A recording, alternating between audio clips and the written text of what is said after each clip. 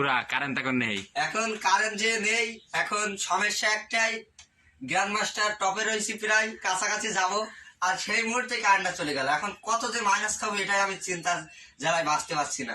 এই যে এখন খেলা খেলছিলাম, কারেন্টের যা অবস্থা, এখন আইপিএস করা ছাড়া কোনো উপায় নাই।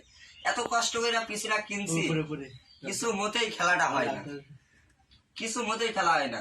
স্কাব্য খুব ভালো একটা দামি পিসি কিনছে, তাতে কোনো ব্যাপার নাই। আমি একটা কিনছি কুমারসমা থেকে, এই দিয়ে বিটুকের সাথে বিএনএল, ভিনচেঞ্জো, রুকেপে, মরক্কো ডিউলফোর, হোয়াইট ডিউলফোর, সাইদাকার, স্কাব্য, এদের সাথে আমি একাই ভার্সেস করতে পারবো। কেন আর আমার সাথে লরেন তো আছেই, কোনো কথা ফুল স্কট খাটের উপর বসে থাকে।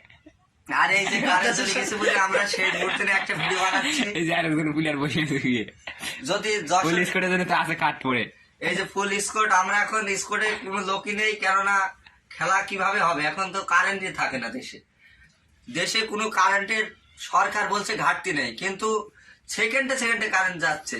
আমরা যে কিভাবে চলবে এটা ভেবেই পাচ্ছি না। আর 1 মাস পর থেকে এদেশে আর কোনো কারেন্টই থাকবে না, শ্রীলঙ্কার মতন অবস্থা হবে।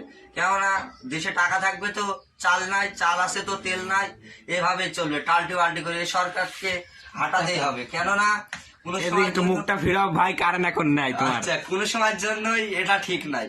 আমরা 1v1 করতে চাই, কেননা আমরা খুব খেলা খেলেছি সারা জীবন। এই যে স্কুল থেকে এসেই আমরা এখন খেলা শুরু করেছিলাম, কিন্তু কারেন্টটা গেছে। কারেন্ট জিনিসটা খুবই খারাপ। এটা হয় বলে তুমি এদিকে তাকাও। এই যে আমাদের ভাই একটা লিজেন্ড বসে আছে পাশে, সে খাটের উপরে বসে বসে খেলে, সে মোবাইল প্লেয়ার। কেননা কখনো 1v1 ছাড়া সে করেই না। স্কোরে যাই তো সবাই ভার্সেস করে। ভাইটা টাকা ভাই,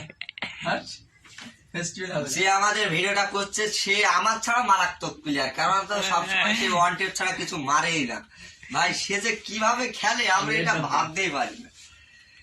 ভাই সবই হোক যাই হোক, সেই সম্পর্কে একটা ভিডিও হলো, সবাই লাইক কমেন্ট শেয়ার করবেন।